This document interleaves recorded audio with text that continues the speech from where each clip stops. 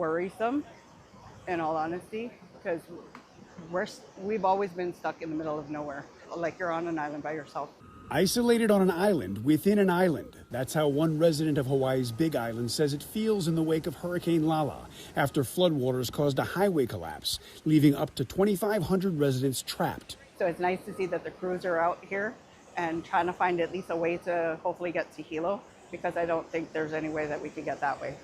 Lala made its closest approach to Hawaii's Big Island Saturday, dumping torrential rain, causing mountain streams to swell and leaving roads and highways flooded. It was actually 32 inches of rain in Lapahoihoi. Unbelievable. That means all kinds of damage, and frankly, that's going to be major recovery. As the storm barreled westward, it lashed communities across the Hawaiian Islands with destructive winds, knocking down trees and utility lines, leaving many thousands of customers still without power across the islands as of late Sunday.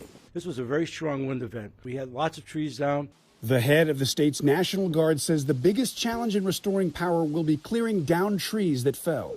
According to the governor, at least 100 homes were damaged or lost in the storm. I'm Reid Binion reporting.